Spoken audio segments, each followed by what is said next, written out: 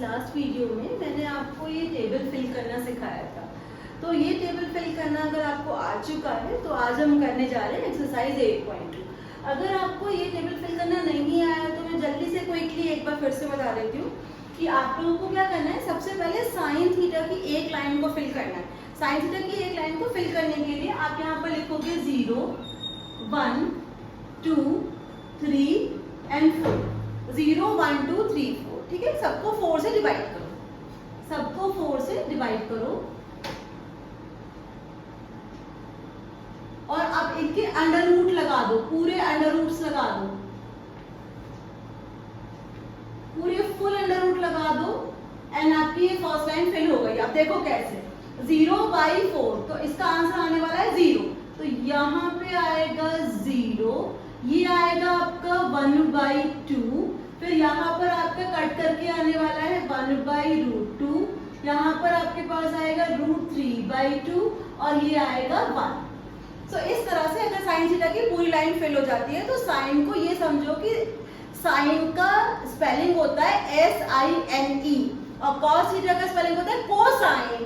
को का मतलब उसका वो कॉम्प्लीमेंट्री एंगल है। कॉम्प्लीमेंट्री एंगल के लिए अगर आपने ये लाइन ऐसे सीधी सीधी ली है तो ये आप पलट के लो, उल्टा करके लो, तो ये यहाँ पे 1 दिखा देगा। आप यहाँ पे 1 लिखो और 60 का कॉम्प्लीमेंट होता है 30, 45 का कॉम्प्लीमेंट 45 और ये आपका 60 का कॉम्प्लीमेंट 30% और 90 का कॉम्प्लीमेंट 0। अगर आपके पास साइन थीटा और कॉस थीटा दोनों हो गया है तो अब आप करो टेन थीटा। टेन थीटा को याद रखो कि टेंजेंट थीटा, मैं यहाँ पे रिलेशन भी बता रही हूँ आपको कि जो टेंजेंट थीटा होता है वो होता है sine theta upon cos theta. तो आप ज्यादा दिमाग मत लगाओ, सीधा साइन अपॉन कॉस करो। तो 0/1 इज 0, इन दोनों को डिवाइड करोगे तो 1/√3, उसके बाद इसको डिवाइड करोगे तो 1, फिर यहाँ पर आएगा √3 और यहाँ पर आएगा नॉट डिफाइन। किसी भी चीज को 0 से डिवाइड करते हैं तो नॉट डिफाइन आता है। इसी तरह से आपने टेंजेंट को पढ़ा, TAN टेंजेंट, कॉट का फुल फॉर्म होता है कोटेंजेंट। तो इसका मतलब ये इसका कॉम्प्लीमेंट्री एंगल है। कॉम्प्लीमेंट्री एंगल होने के साथ साथ ये इसका रेसिप्रोकल भी है। तो आप इसको सीधा सीधा देख सकते हो और इसको उल्टा उल्टा देख सकते हो। तो यहाँ पे आप नॉट डिफाइन उल्टा ले लो इसको, √3, फिर यहाँ पे 1, फिर यहाँ पे 1/√3 और ये 0। इस तरह से आपको एक ही बार याद करना पड़ेगा, फिर उसका उल्टा कॉम्प्लीमेंट कर दो। तो आप यहाँ पर ये भी लिख सकते हो कि cot theta is equal to tangent theta. फिर आपके पास आता है sec। sec is reciprocal of cos। तो आप यहाँ पे लिखो sec theta is reciprocal of cos theta. तो आप cos थीटा का रेसिप्रोकल हो, 1 का रेसिप्रोकल 1 होता है। यहाँ पर आने वाला है 2/√3, यहाँ से करते चलो, ये हो गया √2, ये हो गया 2 और ये फिर से हो गया नॉट डिफाइन। कोसैक के लिए ऑल्दो कोसैक साइन का रेसिप्रोकल है, लेकिन आपको ये सोचने की जरूरत नहीं है कि रेसिप्रोकल है, क्योंकि अगर उल्टा करने में भी टाइम लगता है तो सीधा सीधा सेक का रिवर्स ले लो, कॉम्प्लीमेंट्री एंगल ले लो। तो यहाँ पर मैं रेसिप्रोकल भी लिख रही हूँ, लेकिन मैं आपको दिखाऊंगी कि मैं कैसे कर रही हूँ। यहाँ से ये सीधी लाइन और ये इसकी उल्टी लाइन। तो यहाँ पे नॉट डिफाइन 2√2, 2/√3 एंड ये हो गया 1।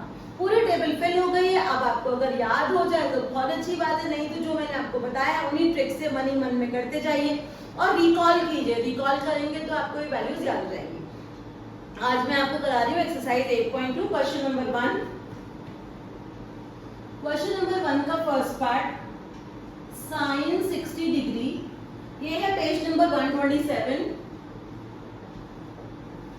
साइन 60 डिग्री, cos 30 डिग्री, फिर आपके पास आ रहा है साइन 30 डिग्री। अगर याद ना हो तो टेबल को रेफर कर लेना, वैसे अपने आप याद करने की कोशिश करो तो बेटर है।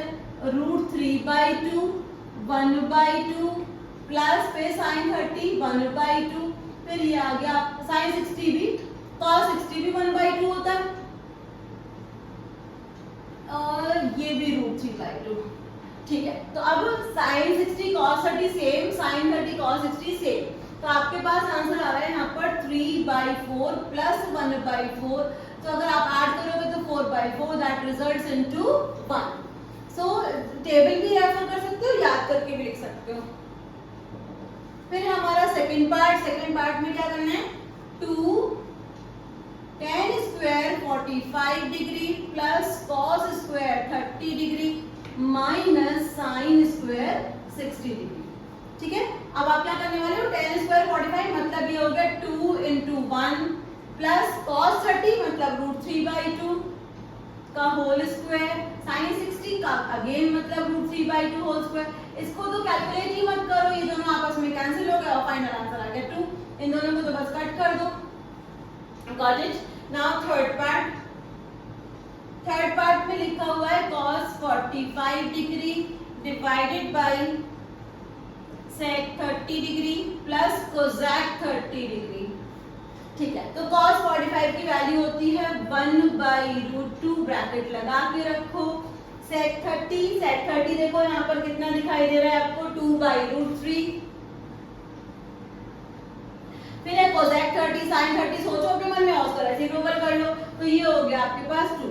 इस केस में जबकि आप ऐसे लिख रहे हो वैल्यूज, तो आपको एलसीएम रिक्वायर्ड है, तो हम यहाँ पर लिखने वाले हैं 1/√2 डिवाइडेड बाय, मैंने बस डिवाइड का साइन लगाया, एलसीएम ले रही हूँ, सो 2 + 2√3 डिवाइडेड बाय √3। जब कभी भी किसी चीज के ऊपर डिवाइड का साइन लगाते हैं तो फिर उसको रेसिप्रोकल करके मल्टीप्लाई में कन्वर्ट कर सकते हैं। तो मैं इसको मल्टीप्लाई में कन्वर्ट करके दिखाती हूँ।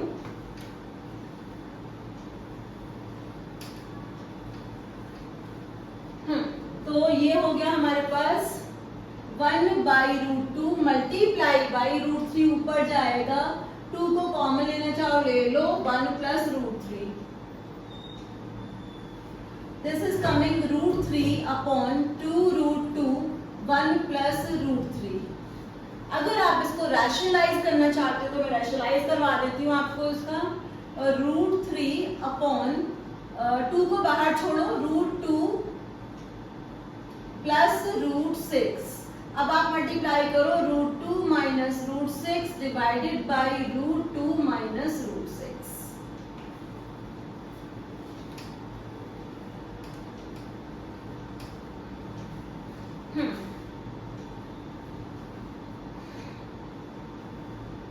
हाँ, तो अब क्या करना है, यहाँ पे √3 लिख के रखो, यहाँ पे √2 - √6 लिखो, फिर इन दोनों का रैशनलाइजेशन करो, a² - b² की आइडेंटिटी लगाओ, तो यहाँ पे आ गया 2 - 6, 2 - 6 होता है 4, तो 4 × 2 = 8, √3 ऊपर, √2 - √6, और भी बहुत कुछ किया जा सकता है इसके अंदर।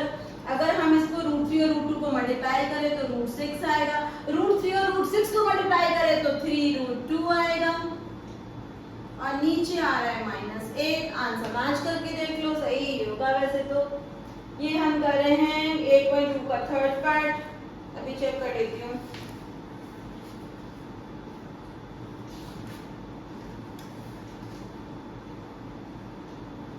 यहीं पे ले जाके छोड़ा 3√2, ये बस माइनस को ऊपर ले लिया, तो ये समझ लो कि 3√2 को पहले लिख लो, √6 को बाद में, और नीचे 8 यहाँ पे छोड़ दो इस आंसर को। जब रैशनलाइजेशन वाले सम्स आते हैं तब आपको स्टेप्स की जरूरत होती है, तो यहाँ पे रेफर कर लीजिएगा। फिर है fourth part,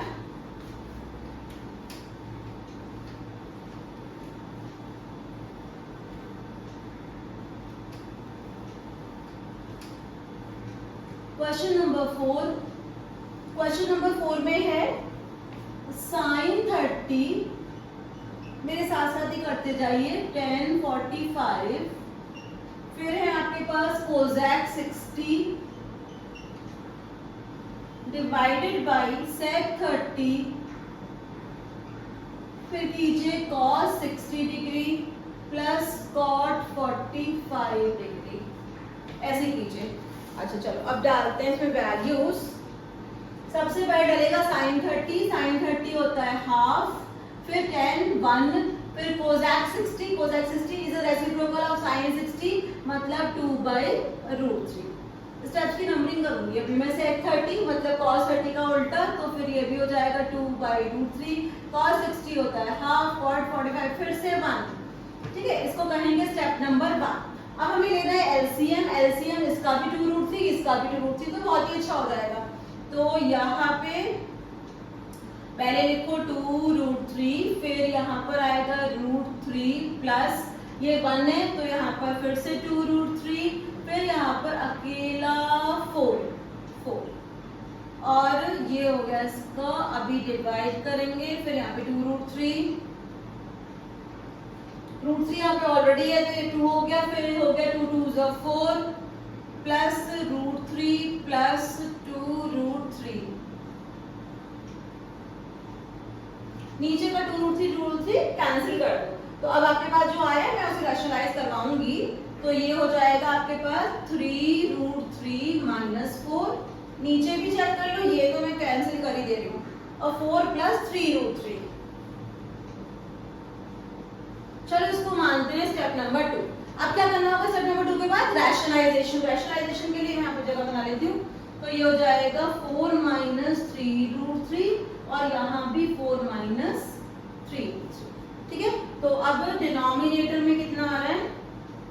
a square minus b square की एंटर हमेशा लगनी है 16, ये हो गया 16, 9 3 27, ठीक है, तो नीचे 11 हो गया, फिर यहाँ पे मल्टीप्लाई करेंगे तो हो जाएगा 4 3 12√3, पहले इसको यहाँ से मल्टीप्लाई करो, फिर इसको यहाँ से करो, तो ये तो 27 ही रहेगा, फिर माइनस 16, फिर माइनस माइनस प्लस 12√3, 12√3 में आके हो गया 24, तो चलो ऊपर ही लेते हैं इसको, फिर इसका नाम रखो, ये है स्टेप नंबर 2, इसका नाम रखो स्टेप नंबर 3, तो 24√3 माइनस 43, 7 और 6 13 43, और नीचे आ रहा है माइनस 11, फिर से वही करना होगा, नेगेटिव को हटाना है तो नेगेटिव को ऊपर ले लो, ये है स्टेप नंबर 4, बस और कुछ नहीं करो, बस आ गया आंसर, ये लिखो 43 minus 24√3 upon 11, and this is 5। अगर कोई क्वेश्चन 5 स्टेप्स में सॉल्व हो जाता है तो उसे छोटा क्वेश्चन कहते हैं, अगर 5 से भी ज्यादा लगते हैं स्टेप तो उसे लंबा क्वेश्चन कहते हैं, जो इसे लंबा क्वेश्चन में मत रखो, प्रैक्टिस करो, हो जाएगा।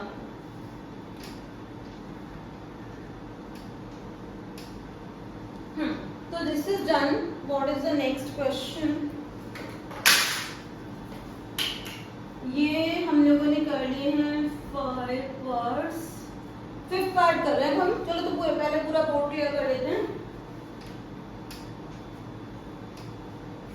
क्वेश्चन नंबर 5, ये है 5 cos square 5 cos square 60 degree plus 4 sec square 30 degree minus 10 square 45 degree divided by sine square 30 plus cos square 30। Gradually आपको पता चलेगा कि साइन स्क्वायर और कॉस स्क्वायर के एंगल अगर सेम हो तो उन दोनों को ऐड करके 1 ही आता है, तो नीचे का काम तो बहुत आसान है। फिर cos 60 की वैल्यू होती है हाफ, तो ये 5 आ गया इंटू 1/2 का whole square, sec 30 is reciprocal of cos 30, तो cos 30 इज √3/2, तो यहाँ पर 4 इंटू √3/2 का होल स्क्वायर माइनस 1, नीचे sin 30 है 1/2 का होल स्क्वायर और ये है √3/2 का होल स्क्वायर, हो जाना है 1, ये माना जाएगा स्टेप नंबर 1।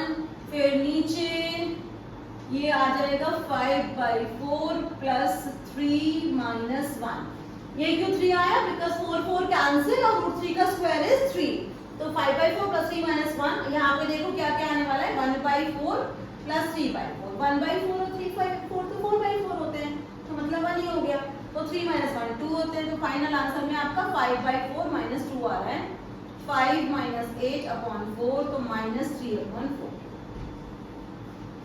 ये 3 स्टेप्स का समय मतलब इट इज वेरी स्मॉल, छोटा ही है। सो आपके 5 पार्ट्स हो गए, ये 5th पार्ट था। क्वेश्चन नंबर 1 के सारे पार्ट्स हो चुके हैं, अब आपके पास है ऑप्शनल क्वेश्चन। ऑप्शनल क्वेश्चन से पहले मैं आपको कराऊंगी क्वेश्चन नंबर 3।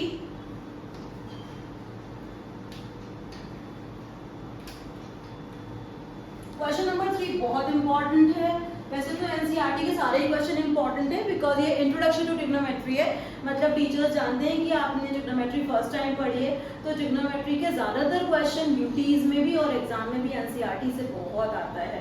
तो एनसीईआरटी के बियॉन्ड जो हम करते हैं वो हमारे हाथ को फ्लुएंसी देने के लिए होता है, लेकिन ट्रिग्नोमेट्री सफिशिएंट है, सिमिलर ट्रायंगल सफिशिएंट है।